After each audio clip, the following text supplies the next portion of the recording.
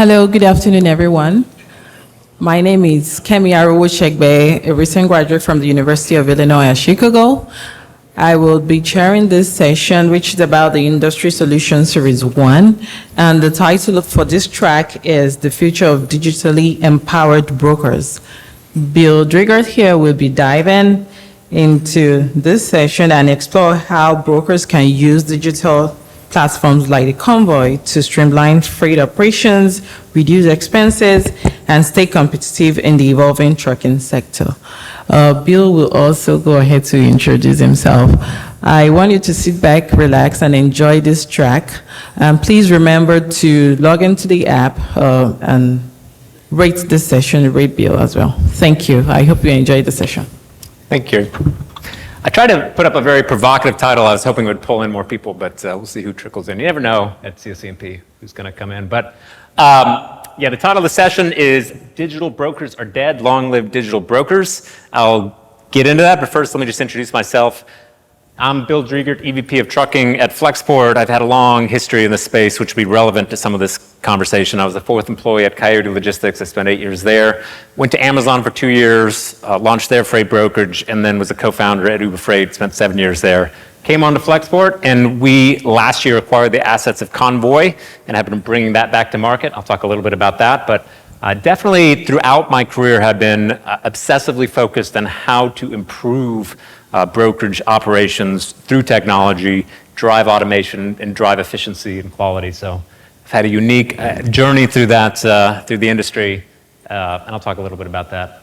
But first, so a lot of ink has been spilled about the death of digital brokers, although there are I don't think any digital broker in 2016 landed exactly where they aimed in 2024. So certainly if you look at the headlines between Convoy and Uber Freight and Transfix, and we've got LoadSmart here as well, I think everybody's model probably got tuned and tweaked along the way and adjusted. The original vision for what a digital freight broker was going to be this totally automated broker. The truth of it is, though, that a lot of that vision was achieved, but the market has just been slow to adopt that, and I'll talk a little bit about that as well. But let's jump into it. Setting a little context first, though, just where we are in the market. Oh, there it works. Great. This has been the longest bear market since I've been in this space, and fundamentally this is challenging for brokers because brokers thrive in volatility. So the worst thing for a broker is a flat market. The doubly worst thing for a broker is a flat bear market, because at least in a flat bull market, shippers are looking for better options because they're paying too much.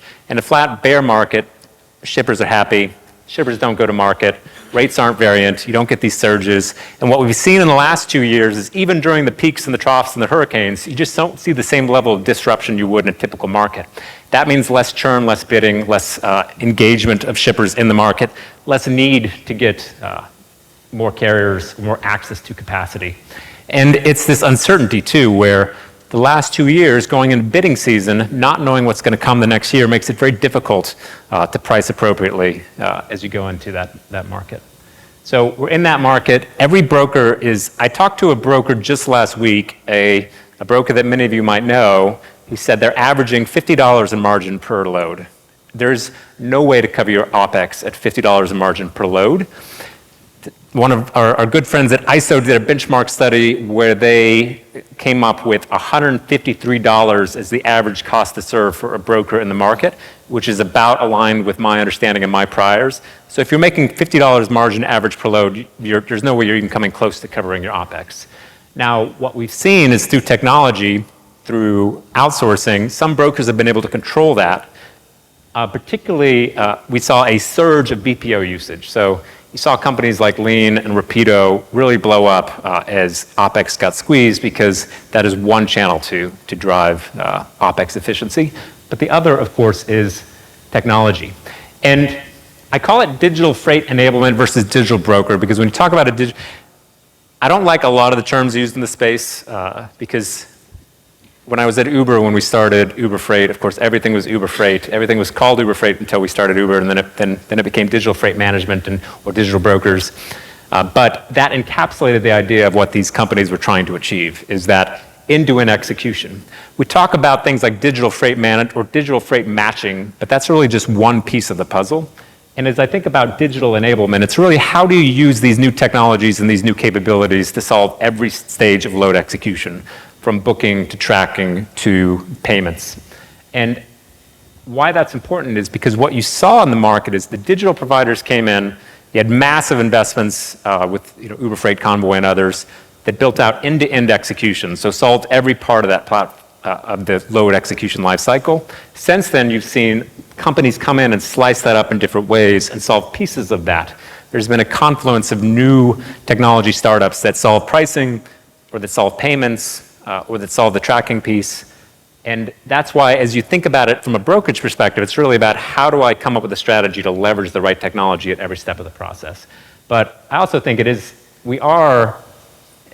everybody familiar with the Gartner hype cycle? I know this is overused, but I do think it's pretty applicable in this case because we've seen this massive rundown of, I say, interest in digital brokers. I've been in quite a few presentations where everybody likes to tout the downfall of digital brokers. But I think that misses the point that fundamentally these companies have transformed the market. So a little bit on technology too, and just how the pandemic accelerated it. So this is something I saw in the middle of it, is that through the pandemic, because for those few years where the freight was particularly chaotic, you saw a rapid adoption of new technology. On the shipper side, it meant the adoption of pricing APIs, something that did not exist prior to 2019, 2000, depending on who you ask. People make different claims to the first pricing API, but it really came to market in a meaningful way in 2019 or 2020. And it rapidly accelerated into the pandemic. And that was on the back of all this investment that had been made pre-pandemic. On the carrier side, we saw something that we never saw before, right? So on the shipper side, it's important to note, two sides of the market. Digital brokers being in the middle of it. Shipper side is slower moving. You have to integrate with TMSs. The first API to market, as an example, was integrated with SAP. Very slow. These are slow-moving companies. It was a multi-year sales process. But on the carrier side, small carriers and owner-operators specifically can download an app and live in the future. And if you took this chart actually back even 4 or 5 more years, you'd see that it was pretty flat through all prior market cycles, right? Now, the pandemic was, of course, a unique set of circumstances, but there are 3 things you could potentially say correlated with that. So one is, of course, we had significant stimulus. The other is prices, but again, I would argue that you had significant run-ups in prices in previous market cycles without anything like this in terms of capacity run-up. Oh, and real quick, so if you don't know what this graph is, green represents new carriers entering the market. Red represents revocations exceeding new carrier entrants. And so this is the pandemic, and we saw this massive influx of over 100,000 new carriers into the market. What happened too is that this kind of broke everybody's model right around here too. So I think part of why we're seeing this very long run out is because you're seeing this very slow bleed out of capacity in the market. And historically, if you tried to predict market cycles, there were a couple things you could look to. We used to always look at new truck orders. Well, if you've looked at that data over the last 2 years, it's totally broken and does not really correlate to what's happening in the market. And why did we used to look at new truck orders? Is because most of the capacity was not entering or exiting in the tail. It was entering and exiting with large fleets, ordering new equipment, bringing in new capacity, and making tactical decisions about capacity in the market. As where all of a sudden in the pandemic, you had a surge of carriers. And I fundamentally believe a big part of that is because they just have more access to freight now than they did 10 years ago. If I'm a new carrier today, I get my authority. The next day I can download an app and start booking freight. And so you have this whole new generation of app-centric carriers that are starting their day in an app or set of apps. Maybe they've got 20 or 30 apps, but they're not going to necessarily a freight board or a marketplace. They're managing the freight, and they can access freight immediately. And I know this to be true because I've talked to these carriers, and these carriers are out there. And when this capability first came to market, it was isolated either younger, newer drivers. Oftentimes, drivers where maybe English wasn't their first language. They didn't want to go to load boards. We saw a lot of that. But since then, it continues to expand as a percent of the market. So much so that at the peak, something like 12% of capacity had shifted to the long tail versus the mid-size and large carriers. And it's not a trend that I think will reverse. And carriers have been exiting the market, but it's a pretty slow bleed. And you can see the peaks and valleys don't quite match. There's still an excess of carriers in the market, somewhere in the order of 60 to 80,000 extra carriers in the market than there were pre-pandemic. It's hard to get super precise numbers. And you compound that with the fact that you also see an excess of rail taking on extra. You've seen private fleets grow. And the actual capacity picture gets pretty murky. But fundamentally, carriers have shifted on the long tail. And I think this will only accelerate. And those carriers, they also have a preference stack. Now, of course, I had to put Convoy at the top of that. But carriers are going to go to the app where they've got the most confidence in it, right? So if you look at the apps in the market today, you've got Uber Freights and the Convoys, or the Load Smarts, or legacy Transfix. Those are like the digital native apps. But all the big brokers, too, built an app. So you've got C.H. Robinson or TQL or an Echo. But if I'm a small carrier, I've got a lot of options, right? Before I have to go to a load board. And if I go to these apps, they have different levels of engagement and integration. But by and large, that's going to be a better experience because I've got a known quantity. Like, I know the other side of that transaction has been vetted, and I have some trust in what they can offer me, even if it may not be fully automated, right? And this is my controversial slide, if anybody's on the marketplace side here. But the analogy I always use is legacy load boards are more like a Craigslist, which is actually not a dig, because if you know Craigslist at all, it's an exceptional company. They make about $700 million with 50 employees. It's like $14 million per employee. So it's not a dig, but clearly you understand the difference in those experiences. So as where a Convoy or a digital experience is more like an Amazon, you hit a button and execute it.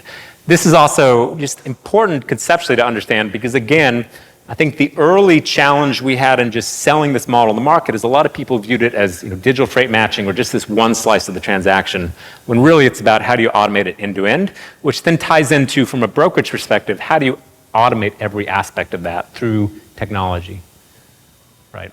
And just to reiterate again on the carrier side, so these carriers coming to market, small carriers, they're totally autonomous, they're independent, they can make their own decisions. It's much closer to an Uber or Lyft or the driver type model where you have nobody in the back, there's no back office, there's no dispatcher. They're highly instrumented because the app tracks them from end to end. You get breadcrumb data. All these efforts have been made to really drive compliance within the application, so you just get high resolution. They're committed. These are small business owners. I think by and large, owner-operators and small carriers have kind of been glommed together with the fraudsters and the double brokers because historically the vector by which you would reach those drivers didn't have a lot of vetting. And I think that's, as a result, historically just created a bit of a burden on small carriers going to market because there's just this extra hurdle they have to get over in terms of just vetting and familiarity. And so if you think about it, if you're a small carrier too and you come to market, given all the theft that's happened in the market historically, or just in the last 2 years, a lot of brokers have taken very blunt approaches. I don't work with any carrier that's less than a year old. I don't work with any carrier that has less than 3 trucks. And you're cutting out this whole segment of capacity in the market, which is by and large very high quality because the bad actors are fairly limited. It's just that the way that they reach shippers and brokers is typically via the same channels that these carriers are trying to go to market. And all right, so before I get into all the benefits on the broker side, just a brief history of the evolution of freight brokerages, because I think this is important for understanding how these digital capabilities will come into the mix. So brokers really became a thing in 1980 with the Motor Carrier Act, C.H. Robinson being the first because they were previously doing produce, shifted into general freight. They're American backhaulers. I put it up there because this really created the Chicago model. And so the two dominant models in the market today are Chicago model and cradle to grave, and you have a lot of models that are mixed. And over time, the American backhaulers model really took off in Chicago. So you had your Coyotes, your Commands, your Molos, your Rives, right, your Echoes now, that all kind of have that model. And what's the difference? And then just on the digital side, right, this wave kind of hit in 2015, 2016, but I'll cover a little more on that. Key difference, right, cradle to grave typically works better with small shippers. It means cradle, does everybody know what this means or no? Yes? Okay, probably half and half then. Right, so the quick primer, cradle to grave, you own the shipper relationship as well as the carrier relationship, so you typically work in an autonomous pod. You own everything about load execution, right? It's a self-contained unit. as where the Chicago model was we've got a shipper side and a carrier side. Why would we do that? One, because large enterprise shippers, you're going to need more specialization, more teams, you need to go deeper on both sides. Two, you build relationships with your carriers that way. The sweet spot for most brokers is selling into mid-size carriers or large carriers. Why? Because it's more efficient. I build a relationship with a mid-size carrier, I make one phone call, I book 20 loads, versus calling an owner-operator where I've got to call 30 of them to book one load, right? And if I have a split model, it allows me to build a deeper relationship, to find opportunities for that carrier across multiple accounts. So it works better both with larger shippers and larger carriers, but it tends to be slightly lower service because I don't have as much visibility to every transaction. So it doesn't work as well with the small shippers who want to know you have total end-to-end control. They call in, they get one person that they're talking to. So these are the dominant models. There's a lot of mixes of these models and variations, and you have companies that have both. As an example, I remember when we started Coyote, C.H. Robinson had 250 offices, all with their separate P&Ls, which were more like cradle-to-grave offices in isolation, but then they also had Chicago Central, which was the American backhaulers running the Chicago model. So enterprise to the big central model, local, smaller, regional models allowed for more depth with smaller shippers. So these have been the dominant models to date. I think it's important, I'll touch on it a little bit, but each of those models too, you have to think about it in the context of these new procurement capabilities and how they would plug in and how you would digitize that, because they have different, actually just going back one real quick, right? So Chicago, cradle to grave as an example, everybody tends to get commissioned. You maybe have a commission, maybe you don't, but the commission tends to be grouped by per transaction across the team versus having it split by carrier side, shipper side. As where in Chicago, you have it split by carrier side, shipper side. Well, if you think about digital booking and the challenge of implementing that, one of the challenges, do I pay commission? Who gets commission? Who manages the load, right? And these are just operational and process details that have to be worked out depending on the model and the structure. But just to highlight some of the differences at a high level between a traditional broker and a digital broker is one, I touched on the cost difference. So operating cost, again, ISO published a benchmark, $153 per load. That's about what I've seen. The most efficient models are typically your $70 to $80 per load, and the least efficient, if you're doing maybe a lot of specialty, a lot of freight that just needs more hand-holding, can be $250, $300 a load of OpEx. Digital models tend to be much more efficient. But again, the challenge here is that, how many shippers in the audience? Yeah, Rob, we got one. Thanks. A lot of the cost tends to be driven on the shipper side, right? Because it's mainly shipper process compliance that actually tends to be the biggest variable in this. And if you ask a typical broker if they really can cut this by shipper, you'll see a huge variance in the cost to serve per shipper, and a lot of it just deals with the shipper process and level of hand-holding on the shipper side. That's not really the problem that digital brokers solved. And this is key. I think part of the challenge, just as an insider at Uber Freight and now having experience with how Convoy ran things, a lot of the challenge in those companies came on that they couldn't automate all the shipper side. Shippers are just slower to move along that path because of the TMS systems, because it's more complicated, because you have a much larger, more nuanced, multivariate organization.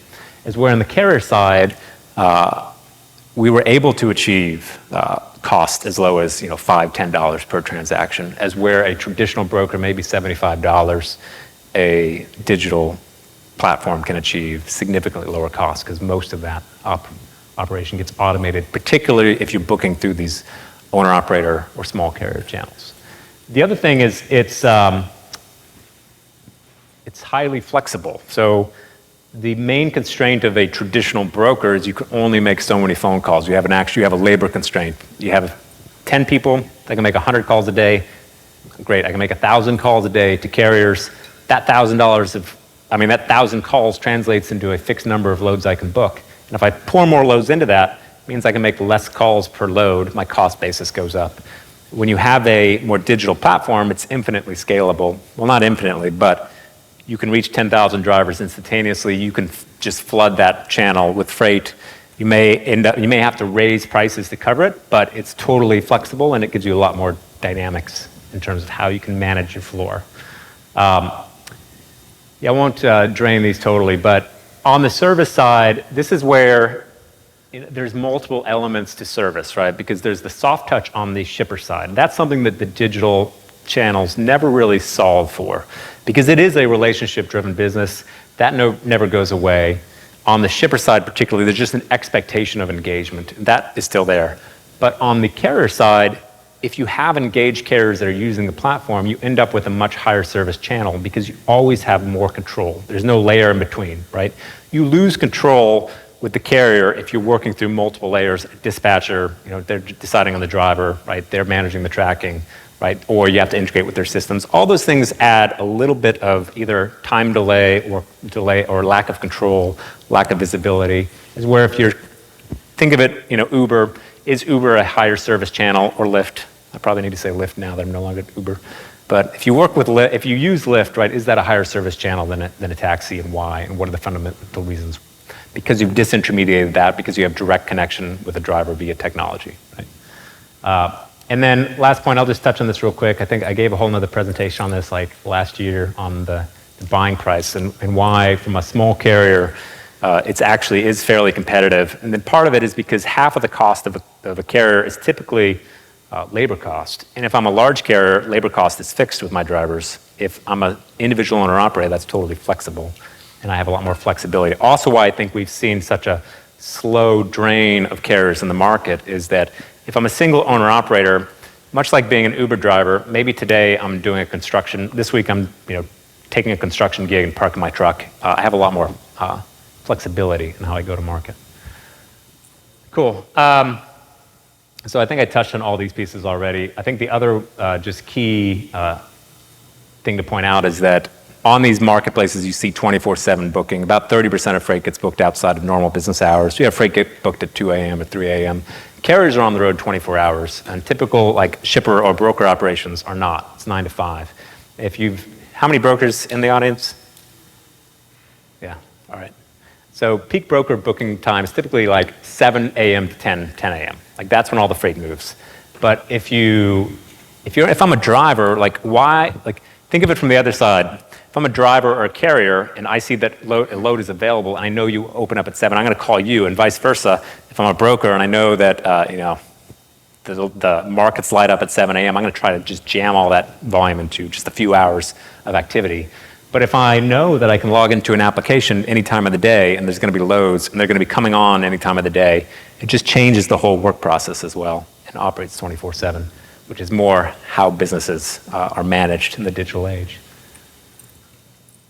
Cool. Yeah, I don't need to drain this. I think I've kind of given you the high level of how it works, but I think the key to understand with these channels is how carrier-centric it is, because again, the big shift in the market is that carriers are now more engaged directly with these platforms. There are absolutely carriers in the market that don't want to go through they don't want to get a phone call. There's a lot of carriers that just want to pull out their app and do business and don't want to have to deal with anything else. They want to simplify it. And that's what these new channels provide. So I'll jump through this. I touched on the OpEx, but this is key too. So also just to quickly cover the broader enablement happening in the market. So what's been so fun about bringing this platform back to market is that Convoy solved every step of the process. So just at a high level for everybody's benefit, we acquired all the technology assets of Convoy. We are bringing it back as a broker-only solution, if that wasn't clear through the presentation. We're selling it to brokers as a capability. What's been fun with that is just they solved every step of the process. But in the years since Convoy and Uber Freight came to market, like I said, a lot of other companies have come to market to try to solve pieces of that. So as an example, you have companies like Greenscreens who are solving the pricing problem, right? Because it's actually very difficult to do real-time pricing on both sides of the market. And that's an investment in data scientists. It's an investment that large companies with huge pocketbooks can make, but for most brokers, they just don't have the bandwidth to make that. So you have a company that stepped in to solve that problem. You have companies like TriumphPay and others who are solving the payments problems, right, and automating a lot of those pieces. And the Uber Freights and the Convoys and the others of the world solve that end-to-end in one cohesive solve, but what's now happening in the market is you just have a lot more options to solve those pieces. Cool. Real quick, right, so just like how does that work and what are each of the touch points, and I'll give it in the context of like how we do it, right? So from a broker perspective, how does this look? to me, the ideal end state for most brokers is that they've got automated capacity solutions supplemented with carrier sales that have good relationships with large and mid-sized carriers. Those large and mid-sized carriers are also totally integrated in their TMS.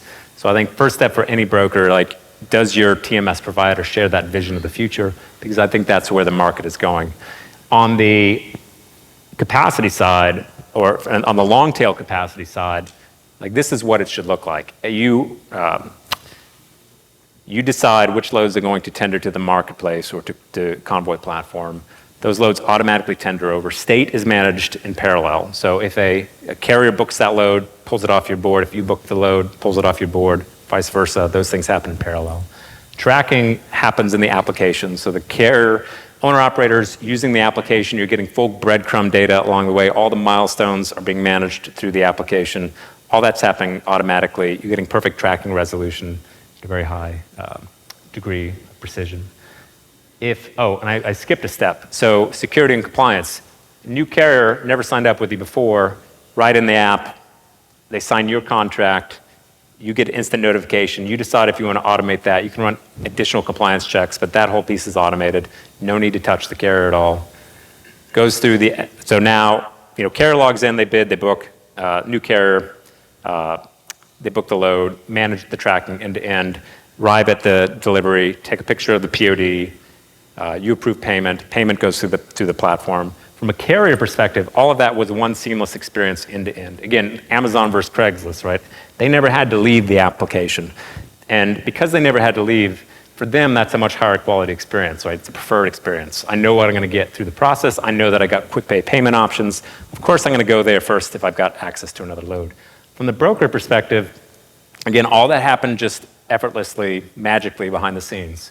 You've got freight just coming off your board. And you're setting the prices. You actually set the rates at which it executes. So maybe you want more freight booked, maybe you want less booked, but you want to hit the certain price point. Fine, right? But it magically comes off your platform, operates like another set of hands. It's like having a owner-operator booking team. And then if you extend this, so if you think about plugging that in and where the model's going, right?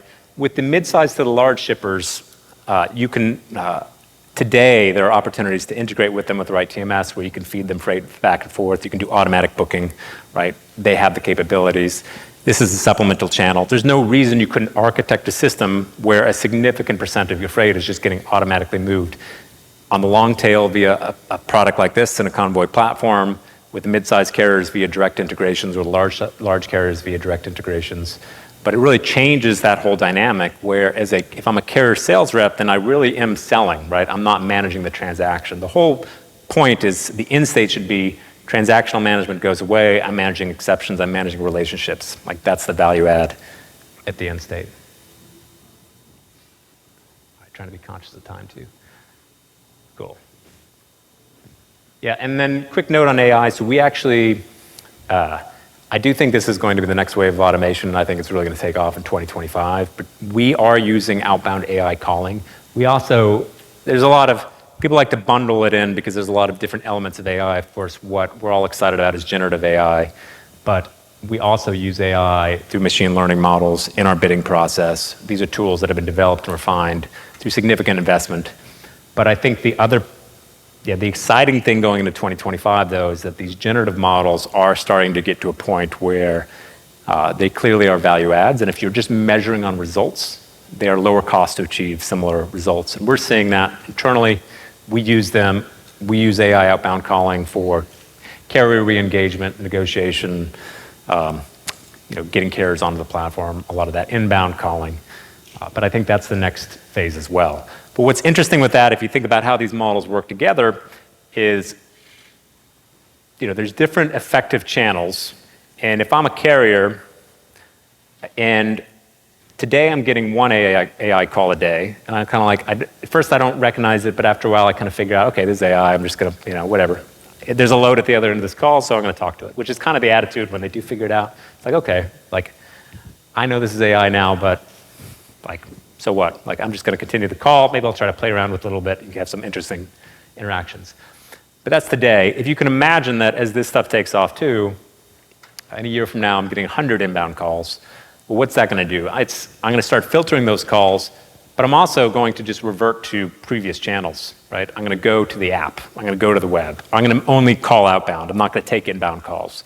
So I think there's an interesting inflection that happens in 2025 that everybody should be thinking about. If you have any operations that involve phone calls, right, you're either going to be calling an AI agent or being called by an AI agent in 2025. I guarantee it. Like, I guarantee by, like, let's say, mid next year to end of next year, you might hit the inflection where, like, every other call you're getting one way or another is AI. What does that do? It shuts the channel down at some point if it becomes too cheap, because you're just not going to use that channel, because you're just going to be dealing with AI, unless it's a highly effective AI and you're trying to get to a result.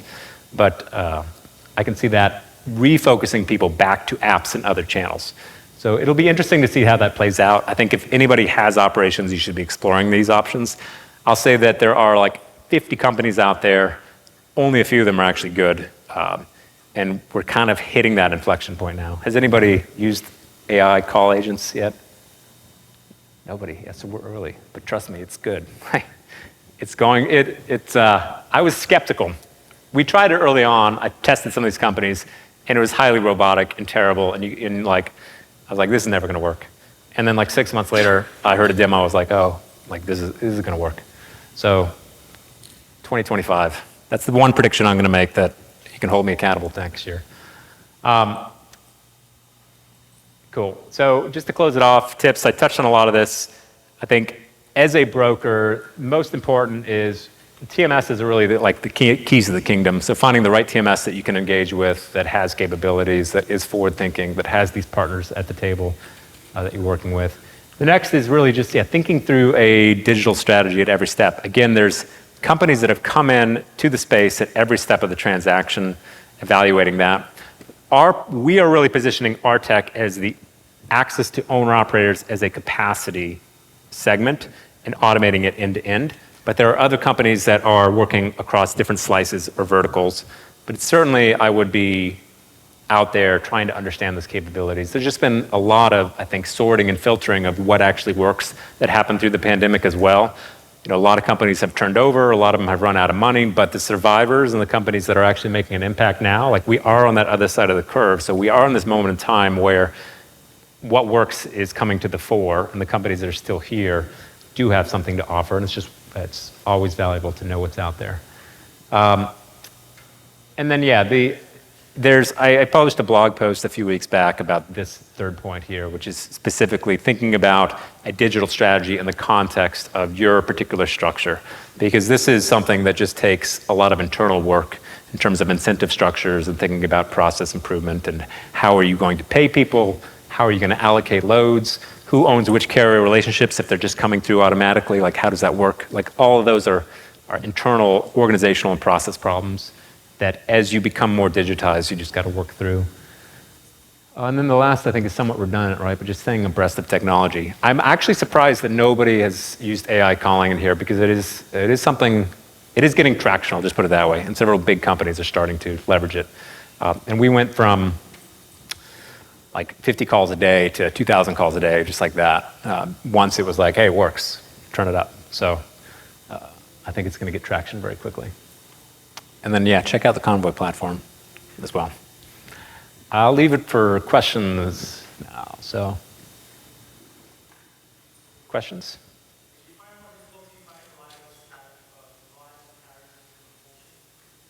Was that?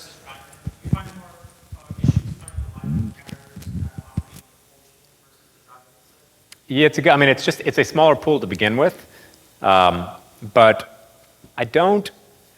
it's a good question. I don't have a great answer in that we have significant refrigerated volume, but I haven't seen that we've had a harder time getting carriers onto the platform. Because we're in this relaunch as well, we've also been tapping into carriers that were on the platform. I think that's the other thing that's happened in the market too is, again, this app-centric carrier pool has been educated and they kind of re-engage very quickly, and there's a good chunk of reefer carriers in there as well, but have not. Is there specific challenge in the market on? Oh, okay. Yeah. You guys can solve it. Talk to me, please. Thanks.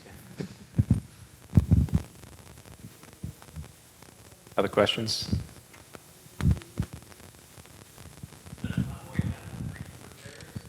it's free for carriers, yeah. Yeah. Fundamentally, I believe that like these are, of course I got to pitch our product, but it adds value on both sides of the transaction. So it's actually no cost to post or broker. They only pay if it books, and there's no cost to carrier. Carrier does, if they do quick pay, there's a fee, so we effectively take that out of the carrier pay if they do quick pay.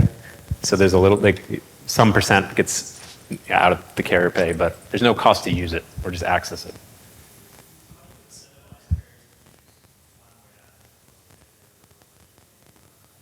Yeah, it's a great question. I think the first challenge, and who do you work for? Okay. Oh yeah, yeah. I think the first challenge is just it's loads, right? So carriers go where the loads are. That's the first, right?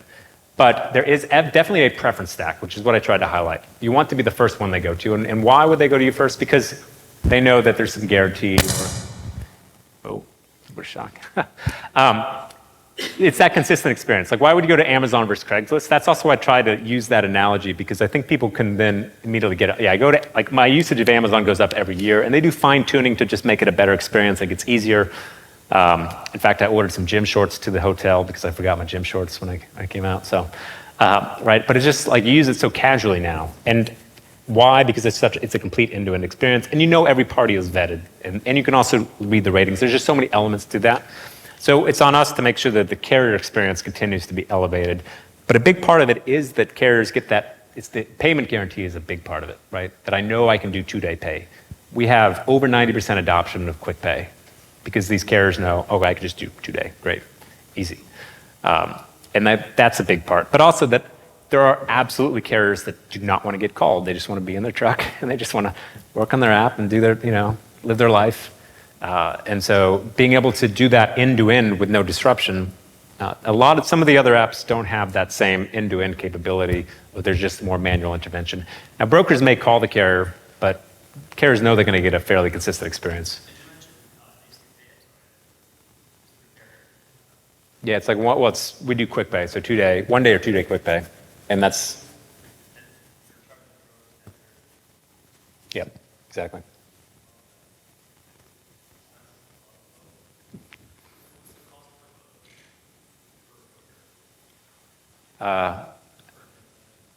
We charge a fee per transaction, but if you want to sign a contract, we can discuss the exact fee.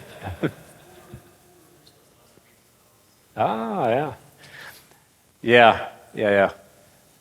That's that was my product as well, but of course I think we've got a little more focus here. Hey, Bill, from a shipper's perspective, curiosity, always wondering, is there an app fatigue out there? How many apps do carriers, owner-operators actually have? Is there anything like app loyalty? That's the first question. And then secondarily, have the digital platforms reduced empty miles because it's given drivers a better view of maybe profitable loads versus, closer to where the old school was, they drive 100 miles versus now 50 miles, anything like that? Any details or data on it? Yeah, so both great questions. On app fatigue, my answer is I don't think so, because I talked to a lot of, actually that was some of the first people I called when we were going through this process was a bunch of carriers, just to understand like how they thought about the market and what other apps they use, and pretty much every one of them would walk through like the 5 apps they prefer, and it was the usual suspects, right? It was they would go to, let's say, Convoy or Uber Freight or C.H. Robinson, right? And kind of go down the list. Here's the order that I check the apps and why I prefer that. But then asking them, like, how many apps do you go through? They often would have, maybe 20 or plus, or they had pretty much had them all on their phone. And if you think about, like, in your personal life, like, I'm cycling through apps all the time, and I'm always, like, testing new things, and my phone's got just flooded with apps. But it's an attention. You very rarely are you, like, I don't know about anyone else, but I almost never delete an app off my phone, right? And so you just get this trail of like apps you haven't looked at in a year. So then it's about attention. And so one thing that Convoy was very good at particularly was notifications or re-notifications. And that's also where the AI calling comes into play, where we'll be like, hey, you're a Montana-based carrier, you logged in, there are no Montana loads, there's a Montana load today. And very high engagement on that, of like, oh, like, let me go check it. Because again, it's the loads that ultimately drive eyeballs. You got to have the freight, but then you want to be the preferred channel on that. And the second question was? Empty miles. Empty miles. Any reduction. Yes, I do believe so. I can't prove it directly, but ultimately the carriers are going, part of I think why carriers are more resilient, because if you equalize it, why does a large carrier have a better operating ratio than a small carrier? Well, it's mainly utilization and keeping the trucks moving and reducing empty miles through density and access to freight and being able to kind of prune that network effectively over years. As why would a owner-operator be more sustainable if you can keep them moving? Certainly, I've seen that in a network level reduction in empty miles relative to the market. But now whether the market as a whole, as much as 30, 40% less within a dense digital network. The impact on the market as a whole, though, these are still smaller self-contained networks, so it's hard to say. But I would fully expect that every app is seeing a similar benefit. And if I'm a carrier looking across 20 apps, then yeah, I'm going to find that closest load. So I would expect a material benefit. But I haven't sponsored a study to really get at the heart of that. But certainly I would just do indirect and anecdotal evidence expect so. And from like self-contained data, I would expect so. Any more questions, anyone?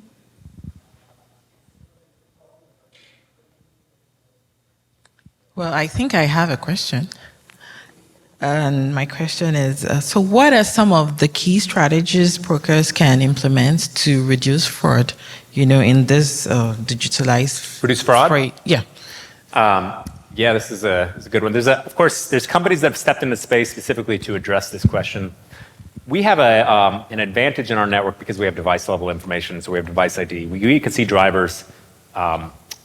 We have driver level information, we have their phone number, we have their IP address, we have device ID, and if they're just switching between carriers or MC numbers, we're able to tease that out pretty quickly. We also have a lot of behavioral analytics in terms of how we do that. Now there's companies like, I think Highway is a great company, they've come into the space, they've been able to build fraud detection. They're more at a carrier level, they don't have quite the same depth of information, but that's because we have a self-contained network.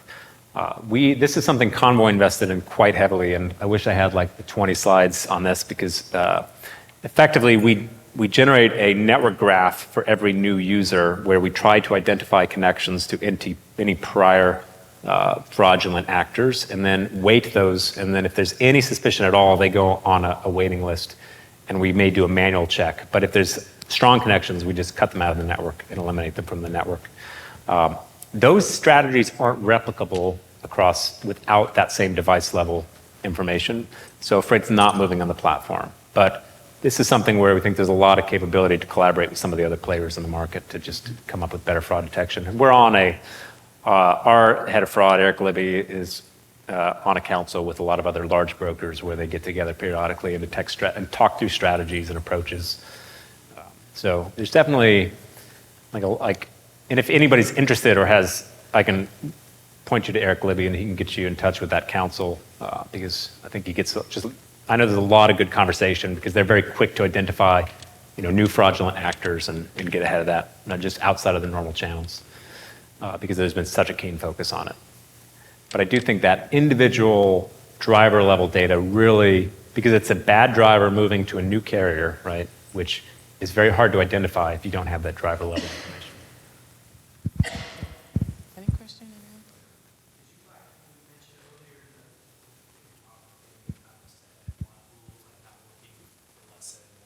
Yeah.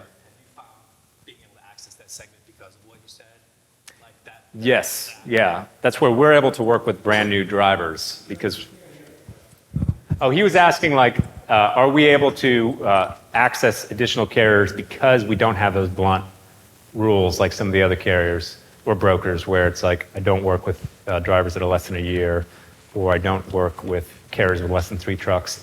The funny thing about that too is I've heard that from a lot of brokers and then I talk to ground level carrier managers oh yeah, well we make exceptions every day, right?